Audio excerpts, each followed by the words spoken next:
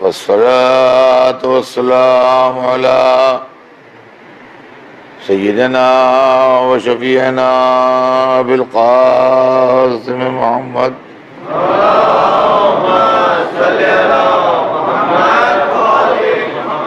وآله الطيبين الطاهرين المعصومين ولعنة الله على أعدائهم أجمعين من يومنا هذا إلى يوم الدين. أما بعد فقد قال الله سبحانه تبارك وتعالى في كتابه المبين وهو أصدق الصادقين: إنما وليكم الله ورسوله والذين آمنوا الذين يقيمون الصلاة ويؤتون الزكاة وهم راكعون. صلوات بھیجنے محمد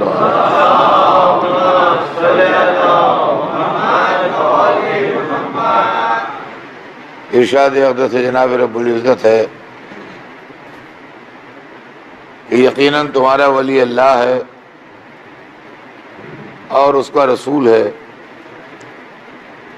اور وہ صاحبان ایمان ہیں جو نماز کو قائم کرتے ہیں اور زکوٰۃ کو ادا کرتے ہیں جبکہ وہ رکوع کر رہے ہوتے ہیں۔ عزیزان محترم، ہمارے آپ کے درمیان گفتگو کا موضوع ولایت ہے، اور میں آپ کی خدمت میں گزشتہ مجلسوں میں یہ عرض کر چکا کہ قرآن کے اعلان کے مطابق ولایتیں تین ہیں: اللہ ولی ہے، رسول ولی ہیں، اور امام ولی ہیں۔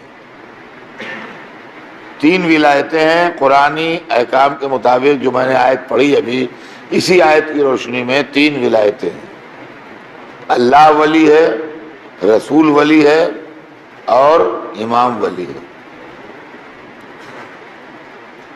عالم اسلام میں گڑبڑ جو ہوئی وہ یہ ہوئی کہ لوگوں نے دو ولایتوں تک تو مانا، اللہ کو ولی مانا، رسول کو ولی مانا، امام کو ولی نہیں مانا۔ سمجھیے گا بات، جھگڑا جو ہے وہ یہ ہے کہ اللہ کو ولی مانا، رسول کو ولی مانا، مگر امام کو ولی نہیں مانا۔ امام کو ولی ماننے کے بجائے جو امامت کا کام تھا وہ صدر اول کو سونپ دیا۔ میں کل آپ کی خدمت میں صدر اول کی تشریح بیان کر چکا ہوں، لیکن ہر روز مجلس میں مجمع تھوڑا بدل جاتا ہے۔ ضروری نہیں ہے کہ جو لوگ کل تھے وہ سب آج وہی ہوں اور کوئی نیا نہ ہو، لہذا میں 1 منٹ میں اس کی تشریح کر دوں کہ صدر اول اسلام میں ارلی 100 ایئرس کا جو پیریڈ ہے اس کو کہتے ہیں۔ رسول سے ملا ہوا جو لگ بھگ 100 ایئرس کا پیریڈ ہے، جس میں 3 جنریشنز گزری ہیں، ان کو صدر اول کہتے ہیں۔ کون لوگ ہیں اس کے اندر؟ 3 طرح کے لوگ ہیں اس میں۔ یا وہ لوگ جنہوں نے رسول اللہ کو دیکھا، وہ صحابی کہلاتے ہیں۔ یا وہ لوگ جنہوں نے رسول اللہ کو تو نہیں دیکھا مگر صحابیوں کو دیکھا، وہ تابعین کہلاتے ہیں۔ یا وہ لوگ جنہوں نے صحابیوں کو تو نہیں دیکھا مگر تابعین کو دیکھا، وہ تبع تابعی کہلاتے ہیں۔ یہ 3 جنریشنز ہیں: صحابی جس نے رسول کو دیکھا، تابعی جس نے صحابی کو دیکھا، تبع تابعی جس نے تابعی کو دیکھا۔ یہ 3 جنریشنز میں لگ بھگ 100 ایئرس ہو جاتے ہیں۔ تو ارلی 100 ایئرس کا پیریڈ جو ہے، اس کو عالم اسلام میں صدر اول کہا جاتا ہے۔ اور امامت کے بدلے دین کو سمجھانے کا کام، دین کو بتانے کا کام، دین کے ایکسپلینیشن کا کام صدر اول کے حوالے کر دیا گیا۔ نتیجہ یہ ہوا کہ ہر ایک نے اپنی سمجھ، اپنی فکر، اپنے عقل، اپنے علم کے مطابق فیصلے کیے۔ آدمیوں کی عقل ایک سی نہیں ہوتی، علم ایک سا نہیں ہوتا، رائے ایک سی نہیں ہوتی۔ نتیجہ یہ ہوا کہ اسلام میں اختلافات پیدا ہوئے، کسی نے کچھ کہا، کسی نے کچھ کہا، کسی نے کچھ کہا۔ انجام یہ ہوا کہ روایتوں کا انبار لگ گیا اسلام میں، اور اتنی روایتیں آ گئیں، اتنی روایتیں آ گئیں کہ جس کی کوئی گنتی شمار ہی نہیں ہے۔ اور اسی صدر اول نے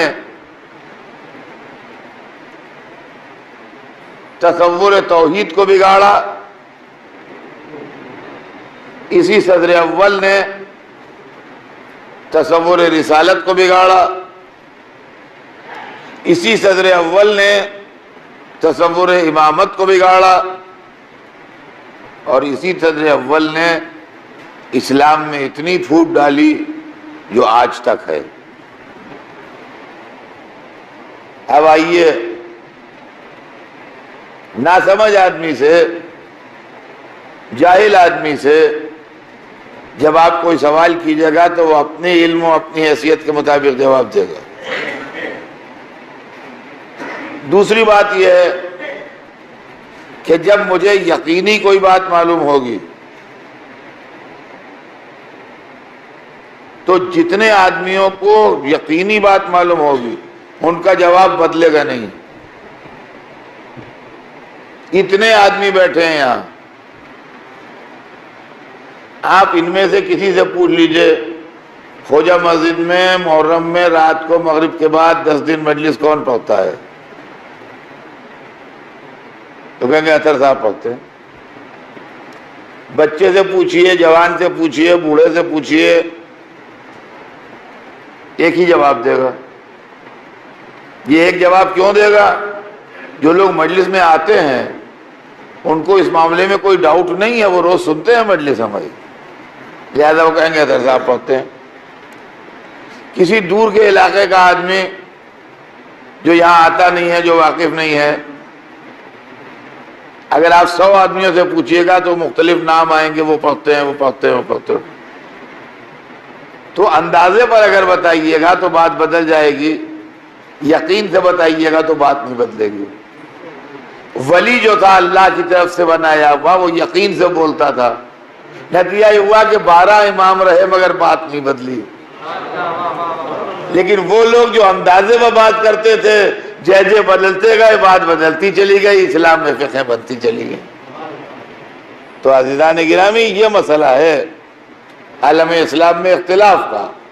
اب عقائد بھی بدلے، اعمال بھی بدلے، عقائد بھی بدلے، اعمال بھی بدلے۔ عقائد مانے جاتے ہیں، عمل کیا جاتا ہے۔ عقائد میں سب سے پہلا عقیدہ عقیدہ توحید ہے، اللہ ایک ہے۔ اللہ کے لیے جو تصورات پیش کیے علماء اسلام نے، وہ یہ تھے کہ ایک فرقہ پیدا ہوا مسلمانوں میں جو مجسمہ کہلاتے تھے۔ وہ کہتے ہیں کہ اللہ کے جسم ہے، باڈی ہے اس کے، اور دنیا میں نہیں دکھائی دے گا مگر قیامت کے دن دکھائی دے گا۔ قیامت کے دن لوگ اپنی آنکھوں سے اللہ کو دیکھیں گے۔ تو لوگ تو قیامت کے دن دیکھیں گے، مگر جھوٹی حدیثیں کرنے والے ملاؤں نے پہلے ہی دیکھ لیا۔ انہوں نے کہا کہ سولے رنگ کا ہے، سیاہی مائل رنگ ہے اور بہت موٹا تازہ ہے، اور عرش کے اوپر بیٹھا رہتا ہے، لیکن چونکہ بہت موٹا تازہ ہے لہذا اس کا گوشت جسم کا ادھر ادھر عرش سے لٹکتا رہتا ہے، اور عرش اس کے بوجھ سے چرچراتا رہتا ہے، شب جمعہ آن کے کبھی کسی مسجد کی چھت پر بھی بیٹھ جاتا ہے۔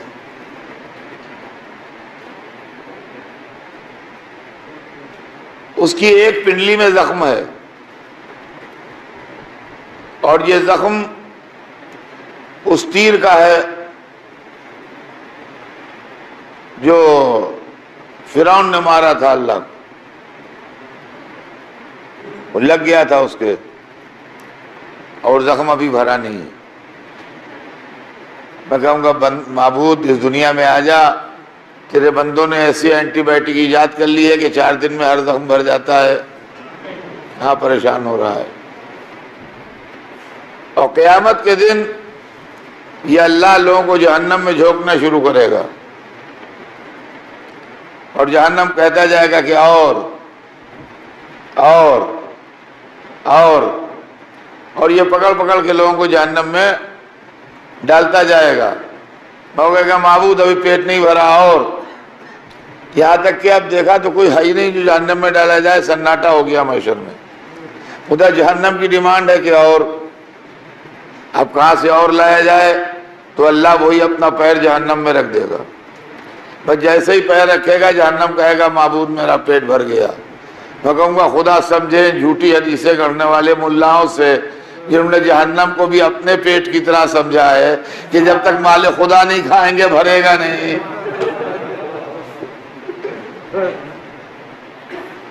یہ اللہ کی شخصیت کے اوپر کمنٹ ہیں،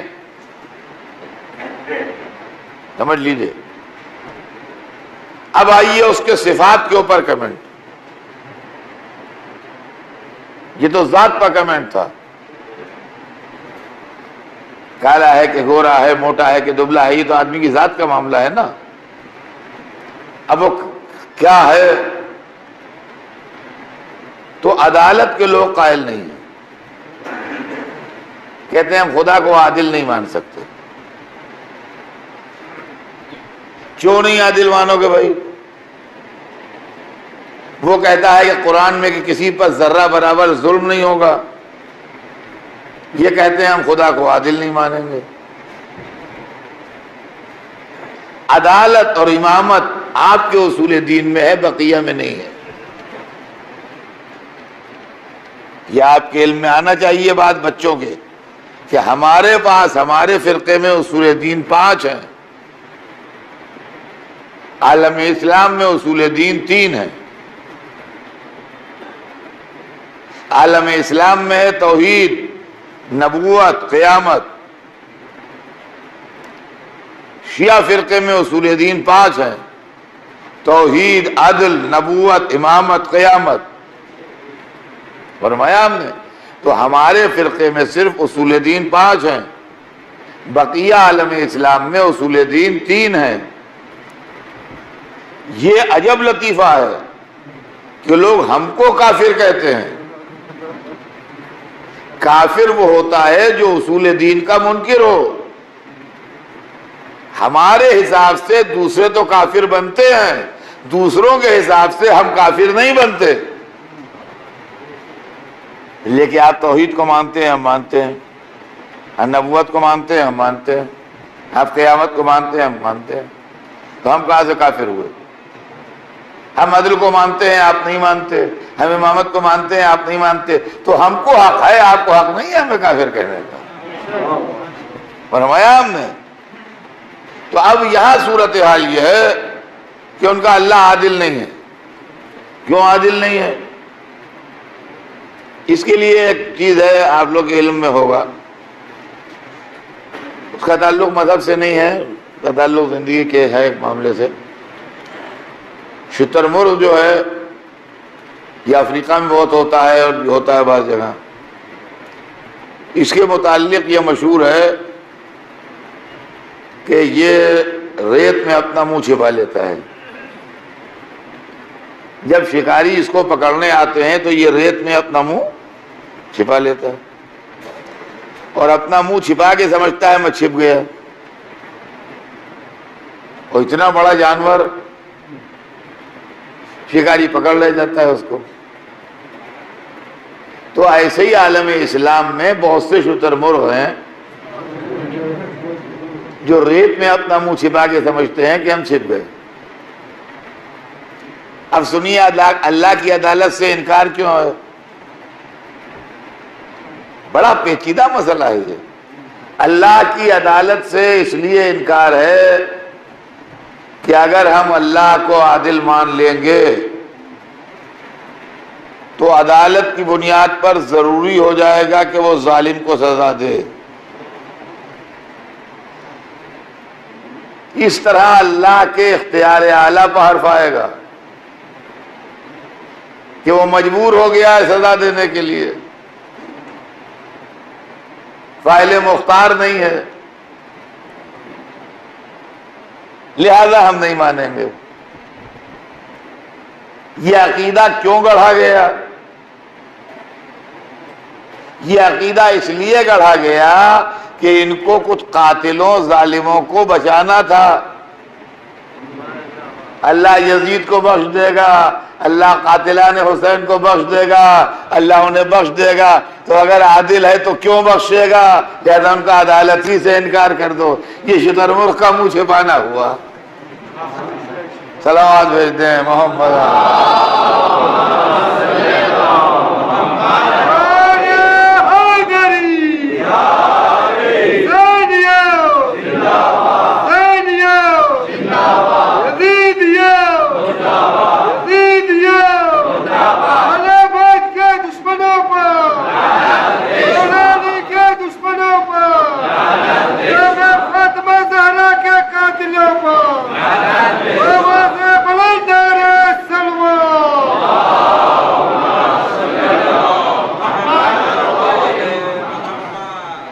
تو عقیدہ بگڑا اور اللہ کی عدالت کے قائل نہیں ہوئے لوگ.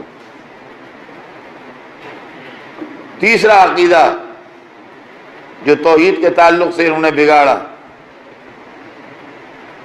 وہ فلسفہ جبر ہے. فلسفہ جبر یہ ہے کہ جو کچھ کرتا ہے اللہ کرتا ہے، ہمارا کوئی اختیار نہیں. جو کچھ کرتا ہے اللہ کرتا ہے، ہمارا کوئی اختیار نہیں. یہ سارے فلسفے دشمنی اہل بیت میں ایجاد ہوئے ہیں، یہ واضح ہے. یہ کتابوں کے اندر جو لمبی لمبی بحثیں ہیں اور علماء نے پڑھے لکھے ہونے کے بعد اپنے جاہل ہونے کا ثبوت دیا ہے. فلسفہ جبر بھی دشمنی اہل بیت میں گڑھا گیا ہے. اللہ جو کچھ کرتا ہے ہم سے کیا مطلب، ہمیں کچھ اختیار نہیں. جس کو چاہتا ہے جہنم میں ڈال دیتا ہے، جس کو چاہتا ہے جنت میں ڈال دیتا ہے. جب عادل ہے ہی نہیں تو اندھیر تو ہے ہی. وہاں داد فریاد کس کی ہے بھائی؟ داد فریاد ہوتی ہے عدالت میں جا کے. جہاں اندھیر ہو وہاں عدالت کیسی؟ تو ان کا ہم کچھ بھی نہیں کر سکتے ہیں، پتی بھی نہیں ہلتی بغیر حکم خدا. یہ فلسفہ جبر کیوں کہا گیا؟ یہ فلسفہ جبر اس لیے ایجاد ہوا کہ یزید کو بچا لیں. اور فلسفہ جبر کا پروپیگنڈا کر کے اور لوگوں کے دماغ میں فلسفہ جبر بٹھا کے کہ جو کچھ کرتا ہے اللہ کرتا ہے،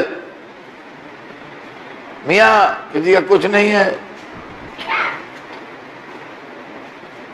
یہ بڑے بڑے جن کے کلیجوں میں آگ لگی ہوئی تھی آل محمد کے خلاف اور اسلام کے خلاف، یہ سمجھیے اس غصے کے ابال ہیں سب کہ اللہ جابر ہے، اور نتیجہ ہے کہ اب وہ بیان کر رہے ہیں کہ جس کو چاہتا ہے ہدایت دیتا ہے، جس کو چاہتا ہے نہیں دیتا ہے۔ لاکھ لاکھ چاہا رسول نے، لاکھ لاکھ چاہا رسول نے کہ ابو طالب کلمہ پڑھ لیں، مگر انہوں نے نہ پڑھا،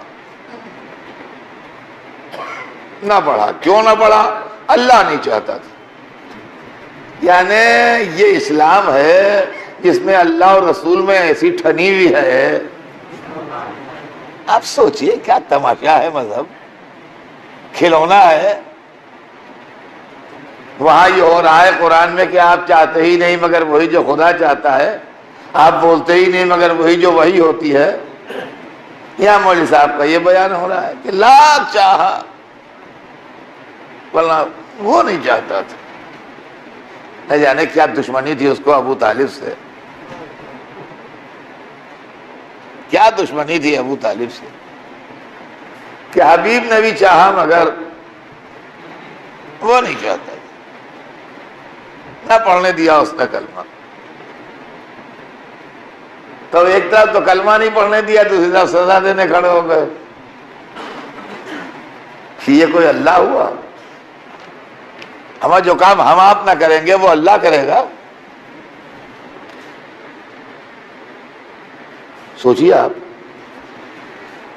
فلسفہ جبر، اور یہی فلسفہ جبر ہمارے سامنے آتا ہے محرم میں۔ کیوں کہ صاحب میاں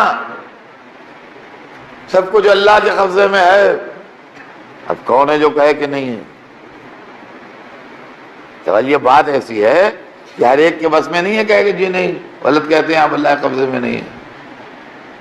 کہ میاں جو کچھ اللہ کے قبضے میں ہے، کہ جی ہاں، ایک پتی نہیں ہل سکتی بغیر حکم خدا کے، ایک بوند پانی کی نہیں گر سکتی بغیر حکم خدا کے، کہ جی ہاں صحیح ہے۔ اب جب اچھی طرح سے آدھے گھنٹے انہوں نے حکم خدا کر لیا، کہنے لگے خواہ کے لیے لوگ روتے پیٹتے ہیں۔ ارے اتنا بڑا واقعہ کربلا بغیر حکم خدا کے ہو جاتا؟ جو اللہ کی مرضی تھی وہ ہوا، جن میں رونا کہے گا اور پیٹنا کہے گا اور سینہ زنی کہے گی اور ماتم کہے گا اور مجلس کہے گا۔ اللہ کی جو مرضی تھی وہ ہوئی، جو اللہ نے چاہا وہ ہوا۔ اس میں جھگڑے کی کون سی بات؟ تو اس سے ہمارے لڑکے بھڑکتے ہیں۔ ہم نے کہا کوئی بات نہیں میاں، کہ تو بالکل ٹھیک ہے۔ اب تم کہو کہ بغیر اللہ کے حکم کے ایک پتی نہیں ہلتی، بغیر اللہ کے حکم کے ایک بوند پانی نہیں گرتی، ہم کو کچھ نہیں بولنا چاہیے حسین کی شہادت پر اس لیے کہ حکم خدا سے ہوئی ہے۔ اسی فلسفے کے تحت آپ بھی بالکل چپ رہیے جب علم اٹھے، اس لیے کہ اتنے بڑے بڑے علم بھی حکم خدا کیسے اٹھ جائیں گے؟ اللہ کی مرضی یہی ہے اس لیے اٹھ رہے ہیں۔ لو بھائی، ہم علم اٹھائیں تو اپنی طرف سے ہے، اور یزید حسین کو شہید کرے تو حکم خدا سے ہے۔ یہ کون سا فلسفہ ہے بھائی؟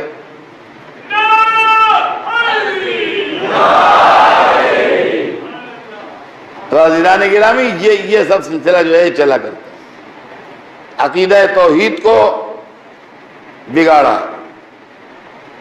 دکھائی دے گا اور کالا ہے اور سولا ہے اور عادل نہیں ہے اور جابر ہے، اور یہ تمام چیزیں۔ اسی چیز نے آگے بڑھ کے عقیدہ نبوت کو بگاڑا، اور نبی کے لیے بنام اسلام یہ فلسفہ پیش کیا کہ وہ ہمارے جیسے، جیسے ہم ہیں ویسے وہ ہیں۔ یہ زہریلا تصور نبوت کے لیے کہ جیسے ہم ہیں ویسے وہ ہیں، یہ بھی اسی مکتب فکر، اسی اسکول آف تھاٹ کی دین ہے جو مائنس اہل بیت ہے۔ سمجھے آپ؟ اس لیے کہ اگر محمد نورانی ہوں گے تو سوال اٹھے گا ان کے نائبوں کو بھی نورانی ہونا چاہیے۔ نورانی نائب اویلیبل نہیں ہے، لہذا یہ تو نورانی بنیں گے نہیں، انہی کو مادی بنا دو. یہ ہے فلسفی پوری. جبکہ رسول کی نورانیت قرآن سے ثابت ہے، اور رسول کی نورانیت اللہ کی کتاب سے ثابت ہے. یہ تھے جی ہم اس طرح کے تھے، عام انسانوں کی طرح سے ہیں. وہ ان کا کام تھا پہنچانا، وہ پہنچا گئے. اب ان کو پکارنا کیسا، اب ان سے مدد طلب کرنا کیسا، اب ان کو یاد کرنا کیسا. ان سے غلطی بھی ہوتی تھی، ان سے خطا بھی ہوتی تھی، ان سے بھول چوک بھی ہوتی تھی. اب میں آپ کو کیا کیا بتاؤں اور کیا کیا سناؤں. بہت سی چیزیں ایسی ہیں جو تہذیب منبر مانے ہوتی ہے، نہیں سنا سکتے. بہت سی چیزیں ایسی ہیں کہ جو ہمارے ہاں جو اسٹینڈرڈ ہے اخلاقیات کا، اس کے خلاف ہے، نہیں سنا سکتے. آپ ایمان سے بتائیے، آپ کی مسجد ہے، پیش نماز آپ کے یہاں ہے، حالانکہ معصوم پیش نماز نہیں ہے، یا کوئی نبی یا امام کبھی نہیں آیا یا نماز پڑھانے.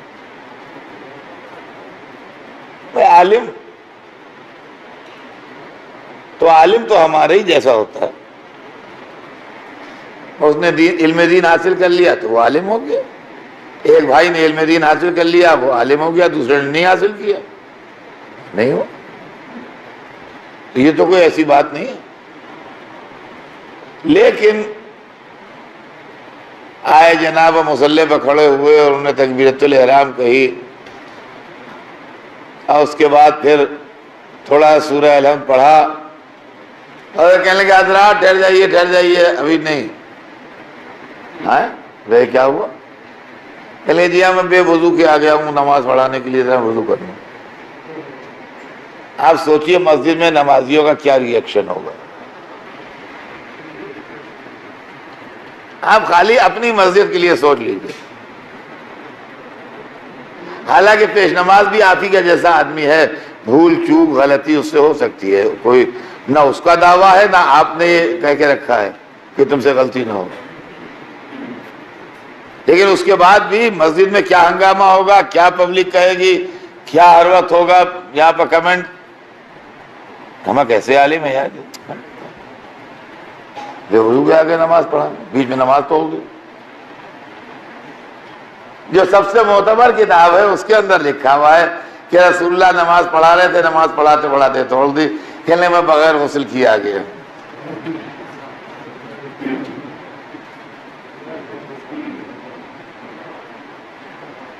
آپ کا مینجمنٹ پیش نماز کو برطرف کر دے گا، اللہ نہیں برطرف کرتا.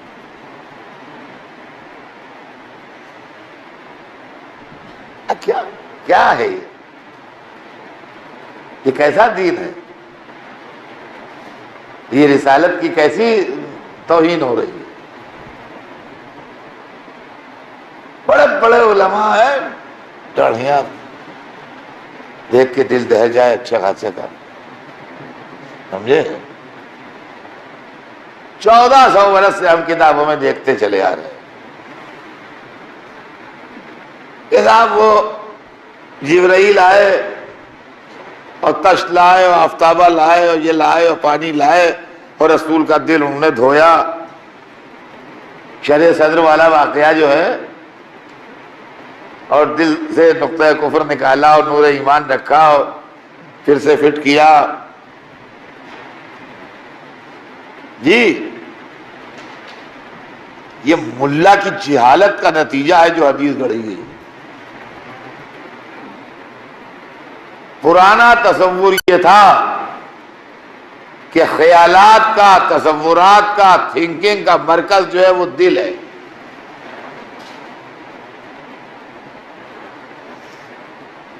آج تک زبان وہی بولی جاتی ہے، دل چاہ رہا ہے، میرا دل نہیں مانتا، میرا دل کہتا ہے ایسا ہو جائے گا.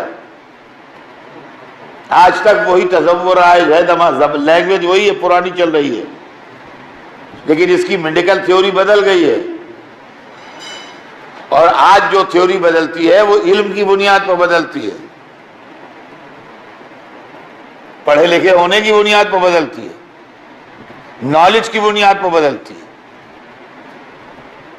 تعلقات کی بنیاد پر نہیں بدلتی ہے۔ آج میڈیکل سائنس ڈیولپ ہو کے یہ بتا رہی ہے کہ سب کچھ سینٹر دماغ ہے،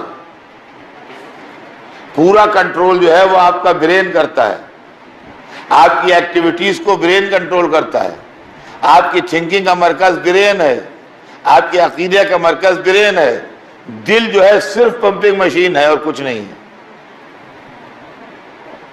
دل کی امپارٹنس اس کے علاوہ کچھ نہیں ہے کہ باڈی سے خون لے رہا ہے اور باڈی کو خون دے رہا ہے، باڈی سے خون لے رہا ہے اور باڈی کو خون دے رہا ہے، اس کے علاوہ دل کا کوئی رول نہیں ہے جسم کی مشین میں، صرف ایک رول ہے کہ وہ خون لیتا ہے باڈی سے اور پھر خون چھوڑتا ہے اور باڈی کو خون دیتا ہے۔ جو بلڈ پریشر دیکھا جاتا ہے اوپر کا اور نیچے کا، تو اس کے دو فنکشن ہیں، ایک خون لینے والا فنکشن ہے، ایک خون دینے والا فنکشن ہے، یہ کر رہا ہے، پمپنگ مشین ہے دل۔ باقی جو آپ چاہ رہے ہیں وہ دماغ چاہ رہا ہے، جو آپ سوچ رہے ہیں وہ دماغ سوچ رہا ہے، جو آپ کی ایکٹیویٹیز ہو رہی ہیں، یہ ہاتھوں کی جو حرکت ہے، یہ پیر جو چل رہے ہیں، یہ آنکھیں جو دیکھ رہی ہیں، زبان جو بول رہی ہے، اس سب کا کنٹرول دماغ میں ہے۔ پرانی میڈیکل تھیوری حکیموں کی یہ تھی کہ جب کسی کو پیرالائز ہو جاتا تھا، کوئی آدمی پیرالائسس ہو جاتا تھا، تو کہتے تھے رگوں میں خون جم گیا ہے، اس پر مالشیں کرواتے تھے کہ خون جو ہے وہ اس میں گردش کرنے لگے۔ آج میڈیکل تھیوری کہتی ہے کہ رگوں میں ہاتھ کی پیر کی نہیں جمتا ہے خون، تو ایسے ہی چلتا رہتا ہے، اس کا کنٹرول جو برین میں ہے نا، وہاں کے اوپر کلاٹ ہوتا ہے۔ اگر کوئی ڈاکٹر میری تقریر سن رہا ہوگا تو وہ میری تصدیق کرے گا، وہ کہتا ہے کلاٹ برین میں ہوتا ہے، یہ ہاتھ میں خون نہیں جمتا، پیر میں نہیں جمتا ہے، اس کی وجہ سے یہ بیکار ہو جاتے ہیں۔ تو معلومات جو کچھ ہے برین میں ہے۔ مولوی تھا جاہل، اس کو یہ معلوم نہیں تھا اس زمانے میں 1400 برس پہلے کہ سارا فنکشن برین کا ہے، ہارٹ کا نہیں ہے، انہوں نے رسول کا دل دھلوا دیا۔ اگر پڑھا لکھا مولوی ہوتا تو دماغ دھلواتا، دل نہ دھلواتا۔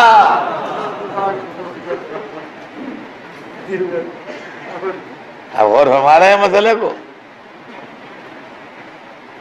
سوچ رہے ہیں آپ، جو میں آپ سے عرض کر رہا ہوں، رسالت کے مسئلے کو بگاڑ دیا۔ ہمارے جیسے تھے، جیسے ہم میں ویسے تھے، جبرائیل نے آ کے یہ کیا، نقطہ کفر نکال کے نور ایمان رکھ دیا، چلو کچھ تو ہوا، ایک کے دل میں نور ایمان رکھ دیا، بقیہ تو سب ویسے ہی رہ گئے۔ تو اب یہ اسی نقطہ کفر کی دین ہے، حدیثیں جو آج تک آ رہی ہیں۔ تو عزیزان گرامی، ولایت علی کے انکار نے تصور توحید بھی بدلا ہے، تصور رسالت بھی بدلا ہے۔ رسول بھول جاتے تھے، رسول کو سہو ہو جاتا تھا، رسالت کے علاوہ دوسرے کاموں میں ہوشیار نہیں تھے۔ یہ رسول کی شان بیان کی گئی۔ اس کے علاوہ اور بہتری ایسی باتیں کہ جن کو آج دشمنان اسلام و مخالفین اسلام زور دے کے بیان کر رہے ہیں، وہ رسول اللہ کی طرف منسوب کر دیں، اور اس کے نتیجے میں اسلام کی بدنامی ہو رہی ہے، اس کے نتیجے میں اسلام کی رسوائی ہو رہی ہے۔ پھر اس کے علاوہ یہ تو عقیدے کی باتیں ہیں، قیامت بھی ایک عقیدہ ہے۔ اب میں کہتا ہوں کہ کیسے ظالم، میں آپ سے کیا پڑھوں، بعض وقت تو پڑھتے مجھے خود شرم آتی ہے۔ قیامت کو بگاڑا صاحب، قیامت کو ہی بگاڑا. کہنے لگے قیامت کے دن دیکھیے اصل میں جہالت کا دنیا میں کوئی داد فریاد نہیں ہے. عقیدہ قیامت میں یہ چیز شامل ہے ادھر کہ قیامت کے دن سب ننگے مشہور ہوں گے.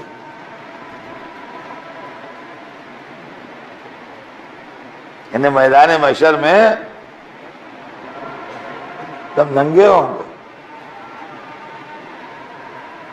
اب اللہ انصاف سے بتائیے کہ یہ کیسا خدا ہے پیچھے بے غیرتی کہ معلومہ ٹریلینز انسان جو ننگے کھڑے. حضرت تصور کیجیے ننگے کھڑے کروڑ انسان. اللہ کو یہی پسند ننگے ہو. سب ناگا سادھو چلے آ گئے. یہ حدیثوں کے مطلب نہیں سمجھے. زبان میں بولا جاتا ہے روزانہ مجھے چھیڑا کرتے تھے, روزانہ گڑبڑ کرتے تھے, آج میں نے بھری محفل میں انہیں ننگا کر دیا. کیا مطلب ہوا اس جملے کا آپ بتائیے. بھری محفل میں نے آج انہیں ننگا کر دیا. دیکھیے اس کے منہ نہ لگیے گا ننگا آدمی ہے. بولتے ہیں نہیں بولتے ہیں. کیا مطلب ہوتا ہے اس کا؟ چڈی نہیں پہنے, کپڑے اتار دیے جو بھری محفل میں ننگا کر دیا. یعنی وہ چھپے ہوئے راز جو لوگوں کو نہیں معلوم تھے میں نے بتا دیے. سمجھے آپ ننگے کا مطلب؟ لفظ کا یوز کیا ہے, کہاں پر کن معنوں میں استعمال ہو رہی ہے لفظ. جو ان کے سیکریٹس تھے, جو ان کے چھپے ہوئے راز تھے, جو ان کی کمزوری کی باتیں تھیں, ویکنس تھی, مائنس پوائنٹ تھے, میں نے پبلکلی کہہ دیا آخر میں آ کے مجبور ہو کے. یہ ہے ننگا ہونا. قیامت کے دن جو جرم ہم نے دنیا میں کیے ہیں وہ چھپیں گے نہیں. گھر میں چھپ کے شراب پی لی تھی, کسی کو معلوم نہیں تھا, وہاں معلوم ہوگا یہ شخص شرابی ہے. یہ ہے ننگا ہونا. نہ یہ کپڑے اتر جائیں گے. اب آپ بتائیے.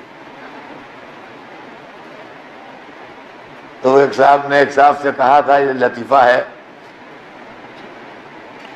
کہ ان کا ٹھیک ہے ان کا ہم سب کو ننگا دیکھیں گے بیٹھ کے وہاں.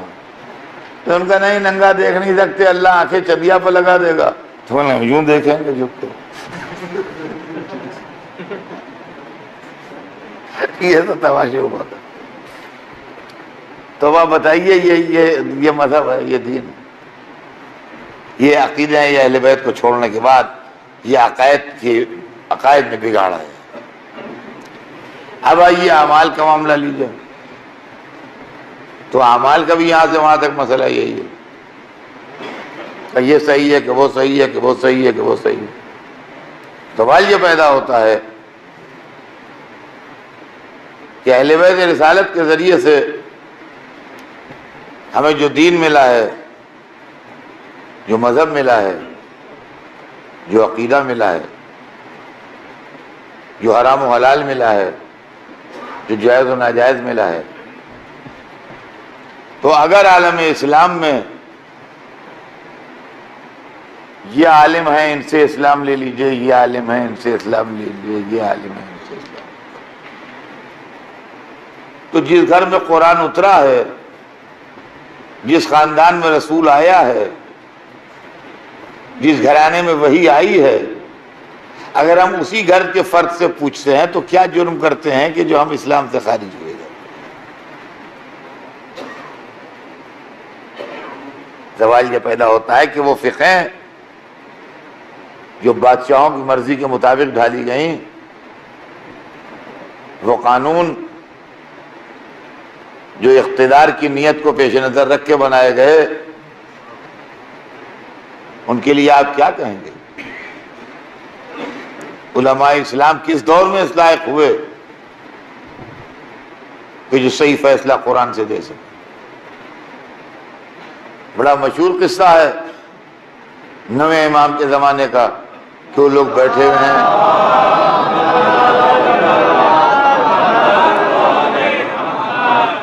اور چور پکڑ کے لایا گیا، اور 3 دن اس بات کو بحث ہوتی رہی کہ ہاتھ کہاں سے کاٹا جائے۔ چور بھی موجود ہے، قرآن بھی موجود ہے، صاف حکم بھی لکھا ہے کہ چور کے ہاتھ کاٹ دو۔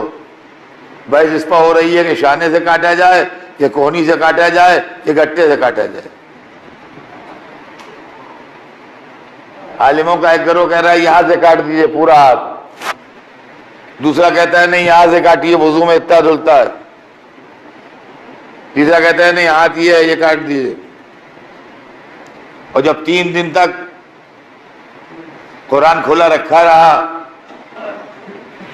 اور علماء اسلام کسی نتیجے تک نہ پہنچے تو بادشاہ معتصم عباسی گو دشمن اہل بیت تھا، اور اسی نے امام کو زہر بھی دیا ہے، لعین نے، لیکن مسئلہ پوچھنے کے لیے مجبور تھا پوچھنے کے واسطے، تو ان کو بلا کے لاؤ۔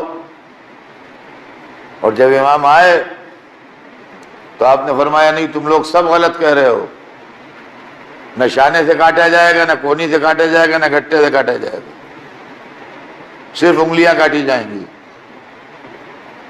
دیکھیے وہ لوگ جو بول رہے تھے وہ غالباً ایسا ہو، شاید ایسا ہو، شاید ایسا ہو، امام یقین کے ساتھ بولے، کہا نہیں وہ بھی غلط، وہ بھی غلط، وہ بھی غلط، یہ تینوں جو باتیں ہو رہی ہیں غلط ہیں۔ ابھی صحیح کیا ہے؟ کہا انگلیاں کٹیں گی۔ دلیل کا قرآن سے۔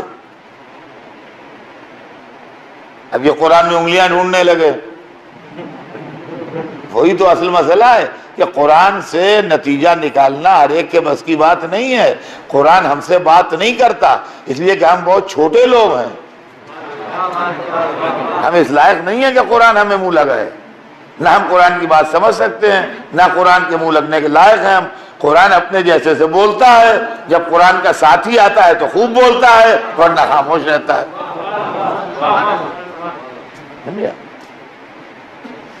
جب امام آ گئے تو قرآن بولا، وہی قرآن جو 3 دن سے چپ تھا وہی قرآن بولنے لگا جب امام آ گئے تو۔ کہا آپ نے کیسے یہ فیصلہ دے دیا کہ انگلیاں کاٹی جائیں گی؟ کہا قرآن سے۔ کہا قرآن میں کہاں لکھا ہے؟ کہا قرآن میں تم نے یہ آیت پڑھی ہے کہ سجدے کی جگہیں اللہ کے لیے ہیں؟ اب سچ ہاں یہی تو پڑھی، اس کا اس کا کیا تعلق؟ یہی تو مصیبت ہے، اس کا اس سے کیا تعلق، ہی تو سمجھ میں آتا نہیں ان کے۔ کہا یہ آیت تو ہمیں یاد ہے، قرآن میں ہے کہ سجدے کی جگہ اللہ کے لیے۔ کہا تو ہتھیلی سجدے کی جگہوں میں ہے کہ نہیں؟ کہا ہے۔ کہا تو ہتھیلی چھوڑی جائے گی، ہتھیلی چھوڑ کے کتنا ہاتھ بچے گا؟ دھیاں انگلیاں بچے گی، اب ختم ہوگی بات۔ جب مشکل کشا آیا تو 1 منٹ میں مشکل حل ہو گئی۔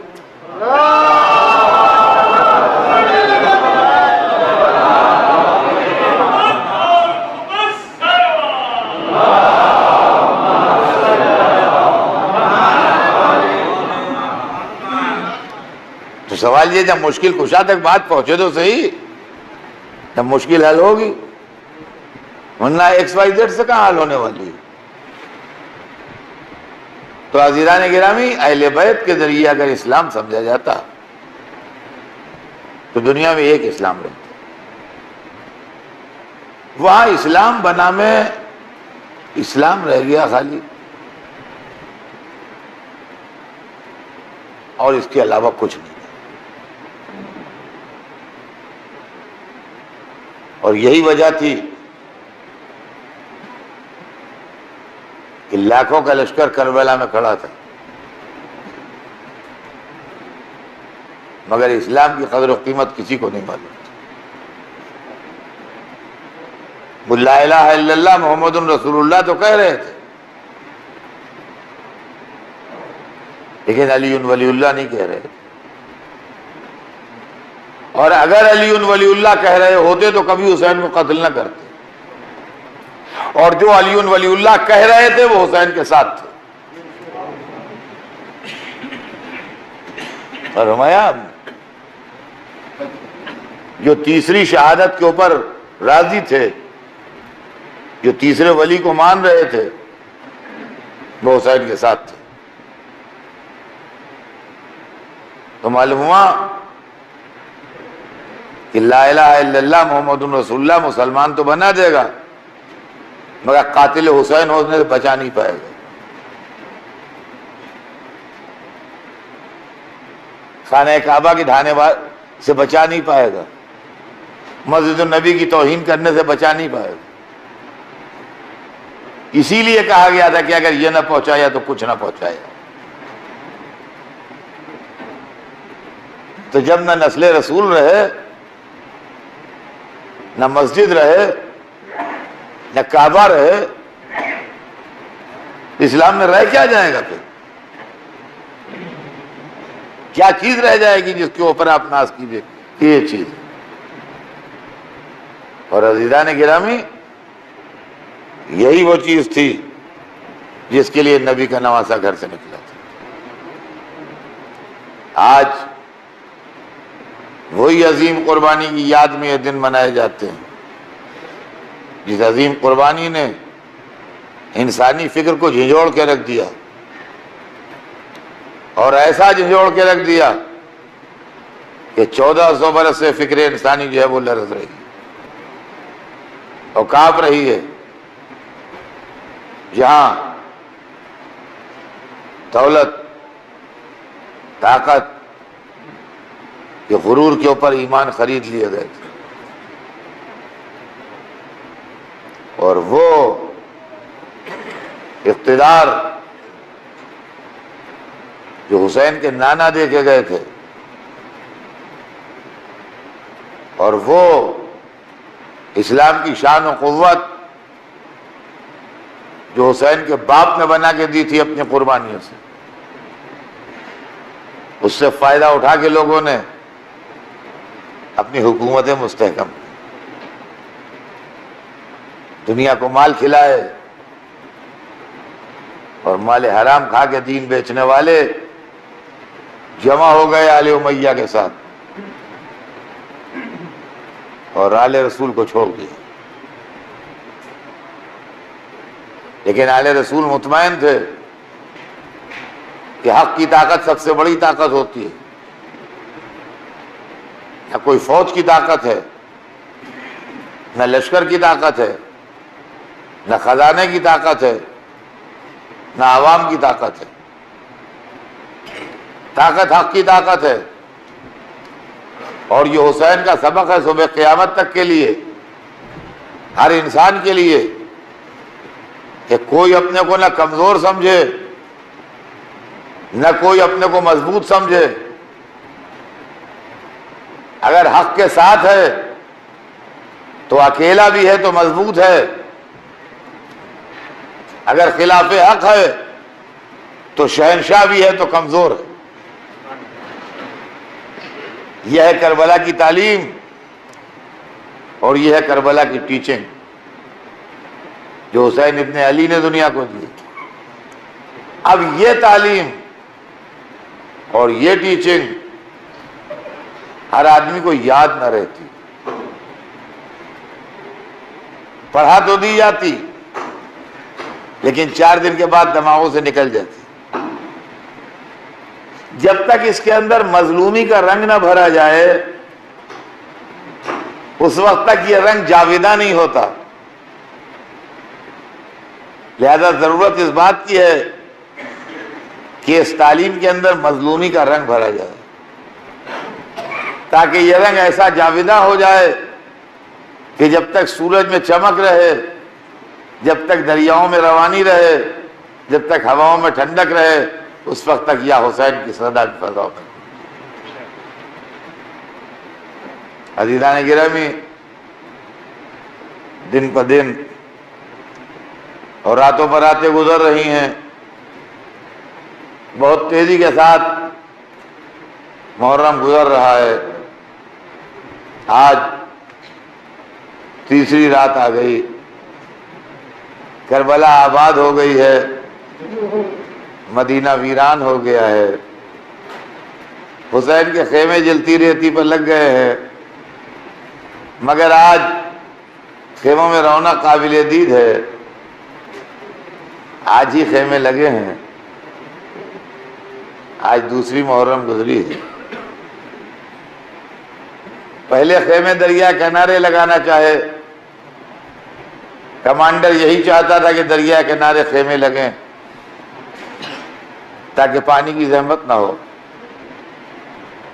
لیکن دشمن نے پانی کے کنارے خیمے نہیں لگنے دیے۔ حسین نے پانی کے ایشو پر لڑائی مناسب نہیں سمجھی،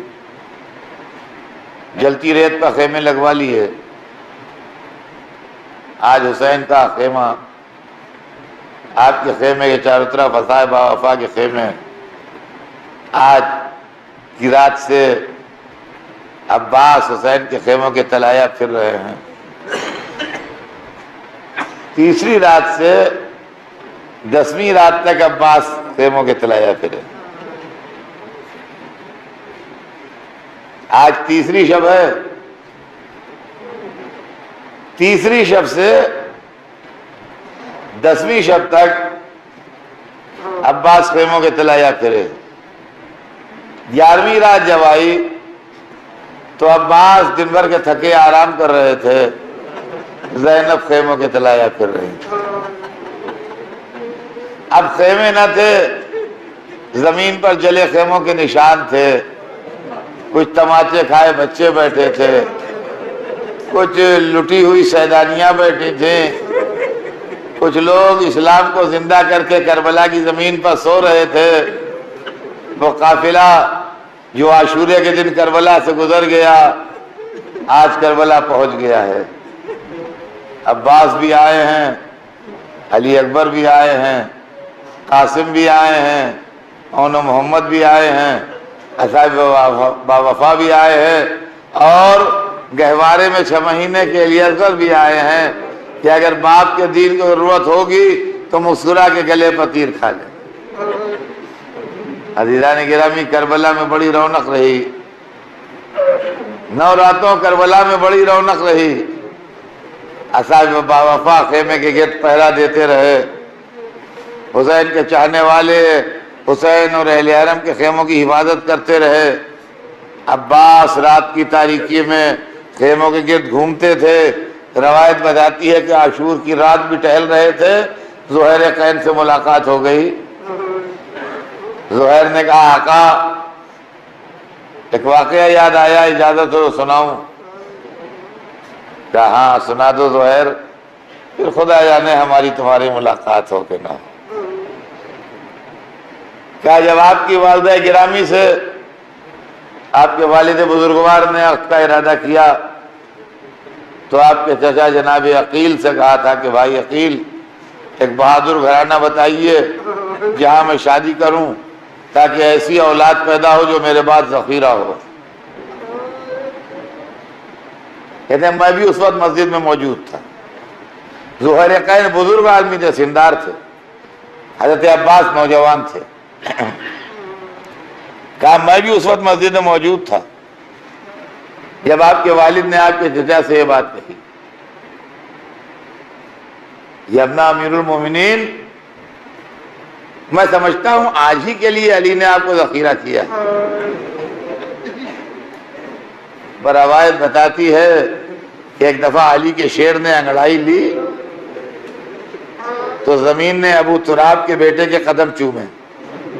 کہا تو شجیونی یا زہیر، زہیر شجاعت دلا رہے ہو، زہیر شجاعت دلا رہے ہو، میرے آقا سے اجازت مل جانے دو۔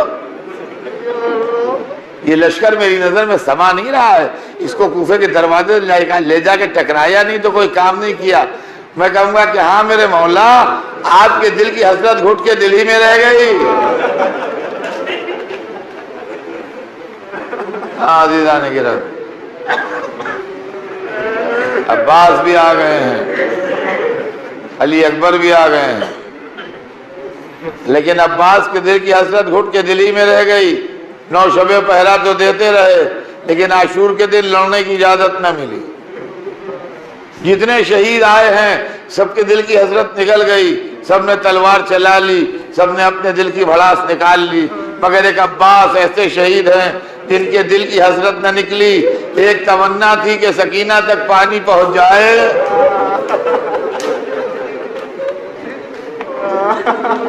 دوسری تمنا تھی کہ اجازت میدان مل جائے، لیکن نہ عباس کو اجازت میدان ملی، نہ سکینہ کے لبوں تک پانی پہنچا۔ اللہ نے عباس کو باب المراد بنا دیا۔ مولا ہمیں کربلا پہنچائیں، وہاں جا کے یہ منظر دیکھیے، ایک طرف حسین سو رہے ہیں، دوسرے حسین کے لشکر کا علمدار عباس سو رہا ہے، جس کو ننھے ننھے ہاتھ اٹھا کے سکینہ مشق دے رہی تھی۔ اے چچا بہت پیاسے ہیں، اور چچا جھک کے مشکیزہ لے رہا تھا۔ عباس بھی نہ رہے، سکینہ بھی نہ رہی، مگر آج تک عباس کے علم میں مشق سکینہ بندھی ہے، جو چچا اور بھتیجی کی محبت کی کہانی۔